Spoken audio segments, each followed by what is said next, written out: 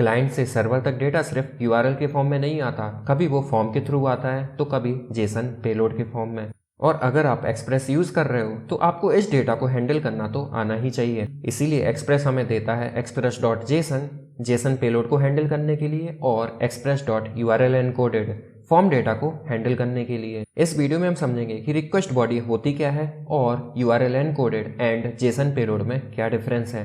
अगर ये concept clear हो गए तो फॉर्म, एपीआई और front end and back and का कम्युनिकेशन एकदम स्मूथ हो जाता है। तो हेलो गाइस, मेरा नाम है लोकेंद्र, आप देख रहे हैं लोकी अनलॉक्ड, जहाँ हम अनलॉक करेंगे आपके ट्रू पोटेंशियल को।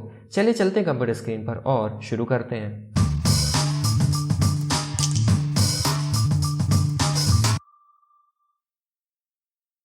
चलिए समझते हैं कि कैसे हम रिक्वेस्ट बॉडी को हैंडल कर सकते हैं using express.json and express.url encoded. सबसे पहले समझते हैं कि रिक्वेस्ट बॉडी एक्चुअल में होती क्या है। जो रिक्वेस्ट बॉडी है वो डेटा होता है जो भी क्लाइंट हमारे बैकएंड पर सेंड करता है, जो कि यूज़ होती है पोस्ट रिक्वेस्ट में, पुट रिक्वेस्ट में एंड बैच रिक्वेस्ट में। मीन जब भी ये तीन HTTP मेथड्स होते हैं तो मोस्टली रिक्वेस्ट बॉडी यूज़ होती है, जिसमें कंटेन होता है जेसन डेटा, कोई भी फॉर्म डेटा या कोई भी टेक्स्ट डेटा जो भी यूज़र डेटा सेंड कर रहा होता है। अब ऐसा नहीं है कि यूज़र कोई भी डेटा सेंड करे और आप ले लेंगे, आप डेटा को बाकायदा वैलिडेट करते हैं कि आपको किस टाइप से डेटा चाहिए। अब जो रिक्वेस्ट बॉडी है वो अवेलेबल नहीं होती बाय डिफ़ॉल्ट एक्सप्रेस में। जो एक्सप्रेस है does not parse body automatically. जो रॉ डेटा है वो एज अ स्ट्रीम आता है, इसीलिए जो मिडिलवेयर है वो रिक्वायर होता है अगर हमें रीड करना हो बॉडी को, पार्स करना हो बॉडी को और अटैच करना हो जो भी क्लाइंट डेटा सेंड कर रहा है उसे रिक्वेस्ट डॉट बॉडी में। जो बॉडी पार्सिंग है एक्सप्रेस में वो कैसे होती है, express use middleware to body parse. जो एक्सप्रेस है वो मिडिलवेयर्स का यूज़ करता है बॉडी को पार्स करने के लिए। जो पार्स डेटा है वो अवेलेबल होता है रिक्वेस्ट डॉट बॉडी में। जब भी क्लाइंट रिक्वेस्ट करता है तो हमारे पास एक रिक्वेस्ट ऑब्जेक्ट होता है और रिस्पॉन्स ऑब्जेक्ट होता है। मैंने आपको पहले ही बताया कि जो REQ है जिसमें सारी इन्फॉर्मेशन होती है जो भी क्लाइंट डेटा सेंड कर रहा होता है, उसी में हमें रिक्वेस्ट डॉट बॉडी में क्लाइंट का सारा डेटा देखने को मिलता है। लेकिन कब देखने को मिलेगा, अगर हम उस डेटा को पार्स कर लेंगे। अब जो डेटा है उसको पार्स कैसे करना है, उसको पार्स करने के लिए कोई भी बहुत बड़ी रॉकेट साइंस नहीं है। हमारे पास बिल्ट इन मिडिलवेयर होता है express.json। इस मिडिलवेयर को हमें सिर्फ कॉल करना होता है हमारे मेन app.js फाइल में या जो भी आपकी एंट्री लेवल फाइल होती है उसमें, और हमारा डेटा हमेशा ऑटोमेटिकली पार्स हो जाता है जब भी हमारे एंड पॉइंट पर क्लाइंट रिक्वेस्ट करता है।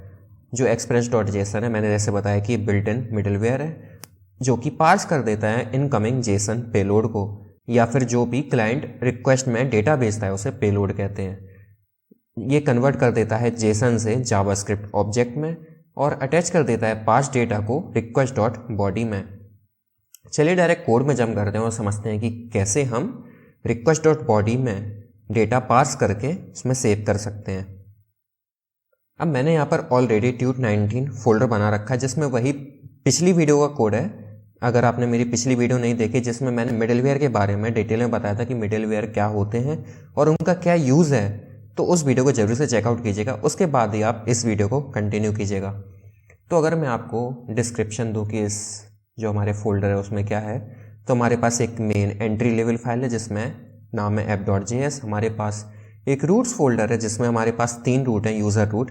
एक तो स्लैश है, एक्चुअल में ये स्लैश नहीं है, जो हमारा बेस रूट है वो है यूज़र्स, और उसके बाद यूज़र्स के बाद स्लैश है, स्लैश ID है, और एक और स्लैश है जिसमें हम पोस्ट रिक्वेस्ट कर रहे हैं, यूज़र को क्रिएट कर रहे हैं। लेकिन अभी तक हम जो यूज़र क्रिएट कर रहे थे वो हम क्लाइंट से डेटा नहीं ले रहे थे, हम हार्ड कोडेड वैल्यू उसमें डाल रखी थी जिससे हम क्रिएट कर रहे थे। लेकिन अब हम जो यूज़र क्रिएट करेंगे वो डायनामिकली क्रिएट करेंगे। मीन्स हम रिक्वेस्ट भेजेंगे इसमें पोस्टमैन से या फिर हमारे वेबसाइट को ओपन करके, उसके बाद हम यूज़र क्रिएट करेंगे। उसके बाद हमारे पास कुछ बीच में मिडिलवेयर जैसे कि ऑथेंटिकेशन मिडिलवेयर, ये सिर्फ एग्जाम्पल के लिए बताया था। जो रियल लाइफ में मिडिलवेयर है वो बिल्कुल भी इस प्रकार नहीं बनता कि हमने यहाँ पर हार्ड कोडेड वैल्यू दी है कि अगर टोकन ये हो तो रिक्वेस्ट ID 1 होगी, अदरवाइज जो भी। तो अब हम समझते हैं जो इस वीडियो का मेन टॉपिक है कि हम रिक्वेस्ट डॉट बॉडी को या फिर हमारा जो क्लाइंट रिक्वेस्ट कर रहा है उसे हम उसके डेटा को पार्स कैसे कर सकते हैं और पार्स करके कैसे हम उसके डेटा को एक्सेस कर सकते हैं। तो उसके लिए सिंपल सी, कोई भी रॉकेट साइंस नहीं है, सिंपल सा हमें एक मिडलवेयर जो कि इनबिल्ट होता है उसे यूज़ करना होता है। ऐप डॉट यूज़ के अंदर हम लिखेंगे ऐप डॉट यूज़, और यहाँ पर जो हमें एक्सप्रेस देखने को मिल रहा है, जो हमने एक्सप्रेस को इंपोर्ट किया था, इसी एक्सप्रेस में एक हमें जेसन मेथड मिलता है। हमें बस इसको कॉल कर देना है और हमारा काम हो गया। अब जब भी कोई यूज़र हमारे किसी भी एंड पॉइंट पर, किसी भी एंड पॉइंट नहीं, कोई भी पोस्ट, पुट या पैच एंड पॉइंट हो, मेथड का, HTTP मेथड का एंड पॉइंट हो, तो उस पर रिक्वेस्ट करेगा और उस पर कोई भी डेटा पेलोड सेंड करेगा, तो हम उसको एक्सेस कर सकते हैं हमारे रिक्वेस्ट डॉट बॉडी के अंदर। चलिए पहले तो मैं इसको सेव करता हूँ, और ये जो हमारे यूज़र्स एंड पॉइंट है, जैसा मैंने बताया था कि अब हम जो क्रिएट करेंगे यूज़र, उसमें हम डेटा हम रिक्वेस्ट डॉट बॉडी से लेंगे। तो हम यहाँ पर लिखेंगे कॉन्स्ट, और हमें यहाँ पर देखने को मिलेगा एक नेम, और मान लो हम आईडी भी ले लेते हैं, या फिर आईडी नहीं लेते हैं, हम सिर्फ नेम लेते हैं, और इसको हम रिक्वेस्ट डॉट बॉडी से हमें ये नेम देखने को मिलेगा, और यहाँ पर हम इस नेम को अब कर देंगे, हटा ही देंगे। इसके बाद जो आईडी होगी, वो आईडी कहाँ से देखने को मिलेगी, जो भी हमारे यूज़र्स की लेंथ होगी वही हमारी आईडी हो जाएगी। तो हम यहाँ पर लिख देंगे यूज़र्स डॉट लेंथ। अभी जैसे इसमें 2 यूज़र्स हैं तो इसकी लेंथ हो गई कितनी, 2, तो इसकी आईडी भी हो जाएगी, आईडी 3 होना चाहिए, तो यहाँ पर मैं +1 कर देता हूँ। और उसके बाद हम इस नेम और आईडी को पुश कर देंगे सिंपली। इस फाइल को मैं सेव करूँगा और अपने सर्वर को करूँगा स्टार्ट, तो हमारा सर्वर 3000 पोर्ट पर रन होने लगेगा।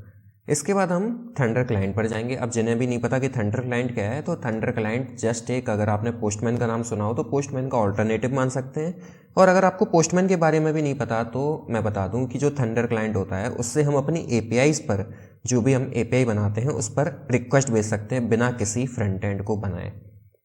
आपको सिंपली यहाँ पर एक्सटेंशंस में जाना है और यहाँ पर सर्च करना है। अगर आप सर्च करेंगे थंडर क्लाइंट तो आपको यहाँ पर ये थंडर क्लाइंट देखने को मिलेगा। यहाँ पर आपको इंस्टॉल का ऑप्शन आएगा, अगर ऑलरेडी इंस्टॉल नहीं है, मेरे में ऑलरेडी इंस्टॉल है तो इसीलिए डिसेबल और अनइंस्टॉल का ऑप्शन आ रहा है। जैसे ही आप इसे इंस्टॉल कर लेते हैं तो यहाँ पर आपको थंडर क्लाइंट का आइकन देखने को मिल जाएगा। इस पर क्लिक करेंगे और वहाँ से न्यू रिक्वेस्ट पर क्लिक करेंगे तो आपके सामने जैसे स्क्रीन पर मेरे दिख रहा है आपको वैसी विंडो ओपन हो जाएगी। अब हम क्या करेंगे, सिंपली यहाँ सबसे पहले तो हम जो भी हमारे यूज़र्स हैं उसको गेट करेंगे। तो हमें और टोकन भेजने के लिए बोल रहा है, तो हमने पिछली वीडियो में, इसमें हमें सिंपली कुछ नहीं करना, हम ABC भेज देंगे और हमारा काम हो जाएगा। तो आप देख रहे हैं कि जो हमें अभी 2 यूज़र्स देखने को मिल रहे हैं, लेकिन अब हम करेंगे पोस्ट रिक्वेस्ट और हम यहाँ पर बॉडी में भेजेंगे। हमें बॉडी में क्या भेजना था, हमें नेम भेजना था, तो हम मान लो नेम भेज देते हैं यहाँ पर उमंग, और हम रिक्वेस्ट सेंड करेंगे तो हमारा यूज़र जो है वो सक्सेसफुली क्रिएट हो जाएगा। इसके बाद अगेन अब हम गेट रिक्वेस्ट करेंगे, तो अब हमें पहले लोगिन तो हर्षित देखने को मिल रहे थे, लेकिन अब हमें साथ ही साथ उमंग भी देखने को मिलेगा जिसकी आईडी 3 है।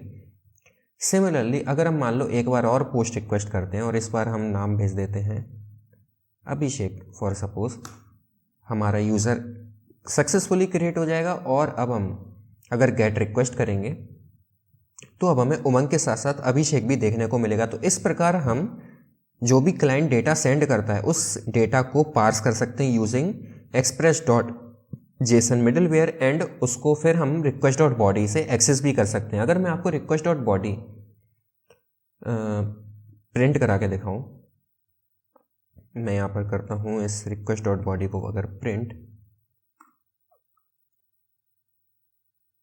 और यहाँ पर काफ़ी सारे प्रिंट स्टेटमेंट्स लगे हुए हैं, उनको सबको पहले मैं तो करूँगा कमेंट आउट। एक यहाँ पर है, एक डमी मिडलवेयर में भी होगा और एक ग्लोबल में होगा। काफ़ी सारे कमेंट्स यहाँ पर लग रखे हैं ऑलरेडी, एंड ठीक है, सर्वर को करेंगे हम रीस्टार्ट। और अब हम जैसे ही रिक्वेस्ट सेंड करेंगे, पोस्ट रिक्वेस्ट सेंड करेंगे, हम हमारा यूज़र सक्सेसफुली क्रिएट हो जाएगा। और हम अगर अपने टर्मिनल में देखेंगे तो हमें एक ऑब्जेक्ट देखने को मिल रहा है जो कि जावास्क्रिप्ट ऑब्जेक्ट है। अब कैसे पता चला जावास्क्रिप्ट ऑब्जेक्ट है, क्योंकि आपको यहाँ पर जो नेम है वो डबल कोट्स के अंदर देखने को नहीं मिल रहा, और यहाँ पर जो वैल्यू है उसकी वो भी डबल कोट्स के अंदर नहीं मिल रही। लेकिन हमने यहाँ पर जो वैल्यू है, जो की और वैल्यू है वो जेसन फॉर्मेट में भेजा था, क्योंकि जेसन फॉर्मेट में जो की और वैल्यू पेयर होते हैं वो डबल स्ट्रिंग के अंदर रैप्ड होते हैं। तो उम्मीद है ये चीज़ आपको समझ आई होगी। इसके बाद ये तो मैंने आपको बता ही दिया कि जो क्लाइंट है वो एक जेसन डेटा भेजेगा और हमें रिक्वेस्ट बॉडी में जो है वो जावास्क्रिप्ट ऑब्जेक्ट देखने को मिलेगा पार्स होकर। अब बात आती है कि हमें express.json मिडिलवेयर जो हमने यूज़ किया वो हमें कब यूज़ करना है। जब भी हम रेस्ट एपीआई बनाते हैं तब हमें यूज़ करना है। कोई भी मोबाइल एप्लीकेशन, कोई भी फ्रंट एंड फ्रेमवर्क के लिए या फिर एपीआई टेस्टिंग टूल के लिए अगर हम पोस्टमैन से यूज़ कर रहे हैं, जो भी हमने यूज़ किया वो था थंडर क्लाइंट, आप पोस्टमैन का भी यूज़ कर सकते हैं। कुल मिलाकर मैं आपको बताऊँ, अगर आप एक्सपेक्ट कर रहे हैं कि क्लाइंट हमें कोई डेटा भेजेगा, जैसे मैंने अपने केस में एक नया यूज़र बनाया था, तो हम फ्रंट एंड से या फिर थंडर क्लाइंट से, जो कि आप मान सकते हैं कि क्लाइंट ही डेटा भेज रहा है, उससे हम नेम मांग रहे थे कि हमें किस नेम से यूज़र क्रिएट करना है। तो उस केस में हमें express.json मिडिलवेयर का यूज़ करना ही करना पड़ेगा। अब इसके बाद आता है express.url encoded।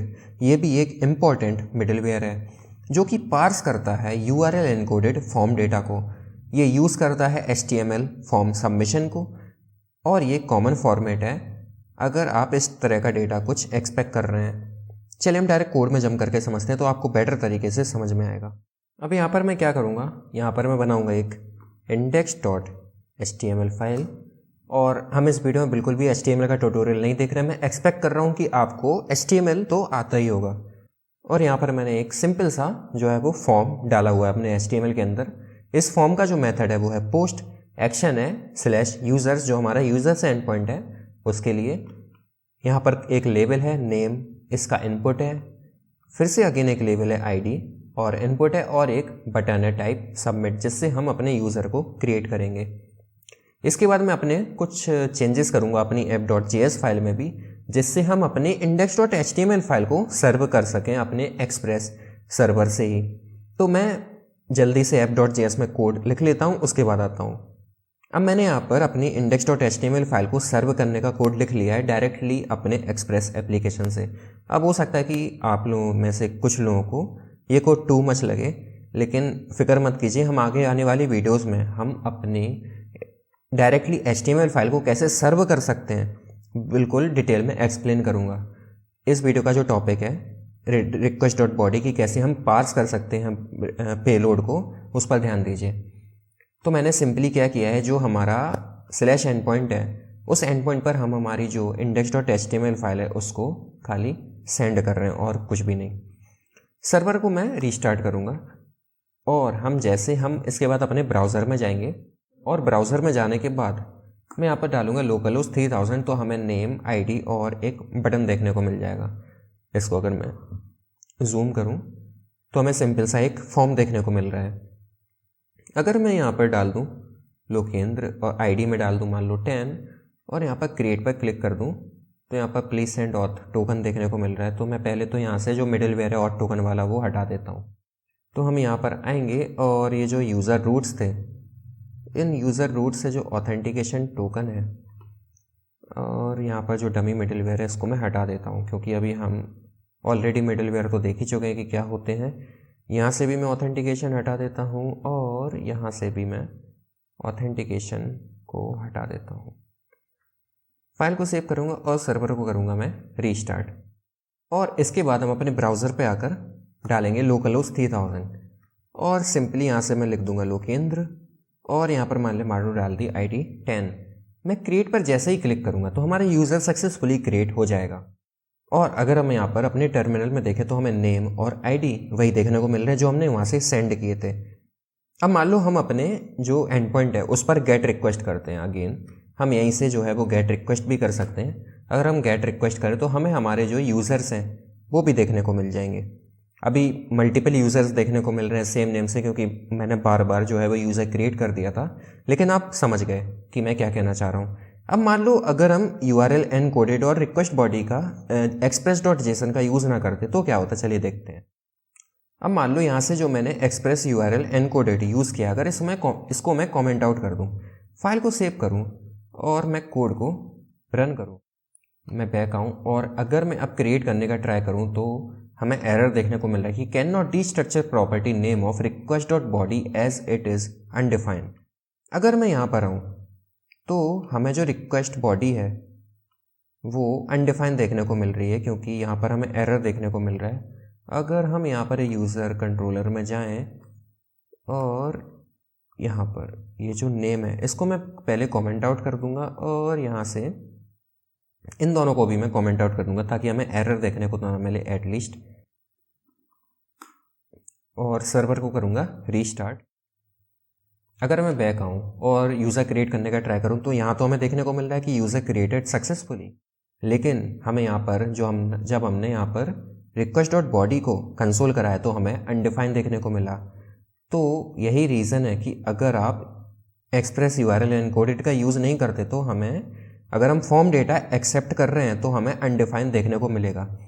मान लो अगर हम यहाँ पर ऐप डॉट यूज़ में एक्सप्रेस डॉट जेसन का यूज़ करें और फॉर्म डेटा एक्सेप्ट करने का ट्राई करें तो क्या होता है, चलिए देखते हैं।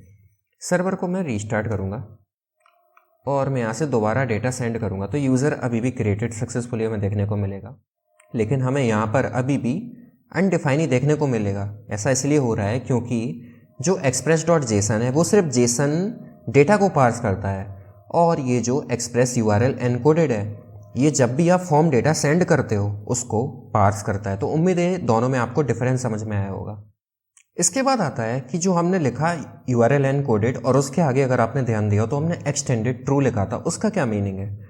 जो एक्सटेंडेड ट्रू है वो अलाउ करता है पार्सिंग को अगर हम नेस्टेड ऑब्जेक्ट्स भेज रहे हैं, जो कि यूज़ करता है QS लाइब्रेरी इंटरनली। अब QS लाइब्रेरी क्या होती है इसको आपको समझने की ज़रूरत नहीं है, बस इंटरव्यू में हो सकता है कि क्वेश्चन पूछ लिया जाए कि इंटरनली ये क्या यूज़ करता है, तो इंटरनली QS लाइब्रेरी का यूज़ किया जाता है। इसमें ये रिकमेंडेड होता है मॉडर्न ऐप्स के लिए। फॉर एग्जाम्पल अगर मान लो आप कुछ डेटा इस तरह से भेज रहे हैं कि सबसे पहले यूज़र की है, यूज़र की के अंदर आपके पास 2 और की हैं, नेम और एज, तो आप यूज़ करेंगे एक्सटेंडेड ट्रू को। चलिए एग्जाम्पल से समझते हैं। अगर मैं यहाँ पर इंस्पेक्ट एलिमेंट को ओपन करूँ और नेटवर्क टैब में जाऊँ और यहाँ पर क्रिएट पर हम क्लिक करेंगे तो आप देखेंगे कि हमारे जो यूज़र्स एंड पॉइंट है उस पर रिक्वेस्ट गई। और अगर आप पेलोड पर जाएंगे तो आपको एक फॉर्म डेटा देखने को मिलेगा जिसमें नेम और आईडी है जो भी हमने डेटा सेंड किया था। अगर हम यहाँ पर व्यू सोर्स पर क्लिक करें तो आपको name equal Harshit and ID equal 11 देखने को मिल रही है। जो डेटा है वो हमारा इसी फॉर्मेट में गया है जो आप यहाँ पर देख रहे हैं स्क्रीन पर, name equal to Harshit and ID equal to 11। जो हमारा एक्सप्रेस एप्लीकेशन है उसको डेटा बिल्कुल यही मिला। उसके बाद उसने पार्स किया उसको जावास्क्रिप्ट ऑब्जेक्ट में। अब यहाँ पर जो एक्सटेंडेड ट्रू है उसका क्या यूज़ है वो समझते हैं। मान लीजिए यहाँ पर हम अपनी index.html फाइल में आए और यहाँ पर जो भी हमारे इनपुट्स हैं इसमें हम नेम जो है इसमें हम चेंज करके कर दें, मान लो यूज़र, यहाँ पर नेम एंड यूज़र आईडी। मैं इसको सेव करूँगा, अपने सर्वर को करूँगा क्या रीस्टार्ट, और अब हम अपने ब्राउज़र पर जाएंगे और इसको करेंगे रिफ़्रेश। अब रिफ़्रेश करने के बाद जैसे ही हम यहाँ पर लिखेंगे, मान लो जो भी हम नेम और आईडी पास कर रहे थे, मैंने मान लो हर्षित और 10 ही पास किया। जैसे ही मैं क्रिएट पर सेंड करूँगा तो हमें यूज़र्स एंड पॉइंट पर रिक्वेस्ट जाएगी। हम पेलोड पर जाएंगे तो पेलोड में आपको यूज़र और नेम और user ID as it is देखने को मिल रहा है जो हमने चेंज किया था। अगर हम व्यू सोर्स पर जाएं, यहाँ पर आप जो %5p देख रहे हैं और %5d एंड देन अगेन यहाँ पर %5p एंड %5d, ये जस्ट नंबर्स हैं शो करने के लिए स्क्वायर ब्रैकेट्स को। लेकिन जब आप यहाँ पर अपने एक्सप्रेस एप्लीकेशन में देखेंगे तो आपको जो यूज़र है वो बाहर देखने को मिलेगा, उसके अंदर जो उसकी चाइल्ड कीज़ है नेम और आईडी वो देखने को मिलेगी। तो अगर आप एक्सटेंडेड ट्रू का यूज़ नहीं करते तो आपको ऐसा देखने को नहीं मिलेगा। अगर मान लो मैं यहाँ से app.js में जाऊँ और आप देख सकते हैं कि हमने एक्सटेंडेड ट्रू को ऑलरेडी यूज़ किया है। अगर मैं इसको यहाँ से रिमूव कर दूँ, फाइल को सेव करके सर्वर को रीस्टार्ट करूँ, यहाँ से मैं बैक जाऊँ और फिर से दोबारा रिक्वेस्ट को सेंड करूँगा और यहाँ पर अगर हम देखें तो अभी भी हमारा सेम डेटा गया है यहाँ। लेकिन अब जो यहाँ पर आप कीज़ देख रहे हैं वो यूज़र नेम जो कीज़ थी वो जैसा हम चाहते थे वैसी नहीं मिली। कि हम चाह रहे थे कि जो यूज़र बाहर ऑब्जेक्ट बने, उसके अंदर नेम और आईडी कीज़ आए, वैसा नहीं मिला। तो अगर आप एक्सटेंडेड ट्रू का यूज़ नहीं करते तो आपको ये सब चीज़ें जो है वो देखने को नहीं मिलती। तो मेरी ये चीज़ आपको समझ आई होगी। अब फॉर्म डेटा का एग्जाम्पल क्या है वो तो मैंने आपको ऑलरेडी दिखाई दिया। अब अगर आप दोनों का ही यूज़ करते हैं, मीन्स जेसन मिडलवेयर का भी और यूआरएल एनकोडेड का भी, तो आप दोनों ही टाइप के जो पेलोड हैं उसको एक्सेप्ट कर सकते हैं, चाहे वो जेसन रिक्वेस्ट हो या फिर कोई फॉर्म सबमिशन। आपको एक्सेस कैसे करना है अपने रूट में बॉडी को या फिर पेलोड को, वो मैंने आपको बता ही दिया हम कैसे एक्सेस करते हैं रिक्वेस्ट डॉट बॉडी में। अब जो कुछ कॉमन मिस्टेक्स हैं वो क्या है कि हम भूल जाते हैं कि हमें बॉडी पार्सर को यूज़ करना है, हम किसी गलत मिडलवेयर का यूज़ कर लेते हैं, हम एक्सपेक्ट करते हैं रिक्वेस्ट डॉट बॉडी को गेट रिक्वेस्ट के अंदर। जी हाँ, ये याद रखने वाली बात है कि कभी भी जो डेटा है पेलोड है वो गेट मेथड के अंदर नहीं आता, हमेशा जो डेटा है वो पोस्ट पुट या पैच मेथड के अंदर ही आता है। और हम गलत जेसन सेंड कर देते हैं। मान लो कि हम एक्सपेक्ट कर रहे हैं कि हमें नेम या फिर आईडी चाहिए, लेकिन हमने फ्रंट एंड से या फिर पोस्टमैन से कुछ और ही कीज़ में डेटा सेंड कर दिया, तो हमें वो कीज़ जो हम एक्सपेक्ट कर रहे थे वो देखने को नहीं मिलेगी।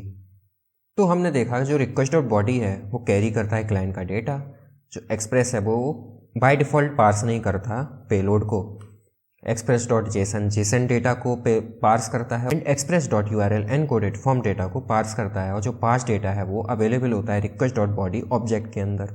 तो ये था हैंडलिंग रिक्वेस्ट बॉडी के बारे में एक ब्रीफ एक्सप्लेनेशन। अगले वीडियो में हम देखेंगे कि कैसे हम एक्सप्रेस में एरर हैंडलिंग कर सकते हैं। अगर वीडियो पसंद आई हो तो लाइक करें, नए हो तो सब्सक्राइब करें चैनल को, और बेल आइकन को दबाना मत भूलिएगा। धन्यवाद।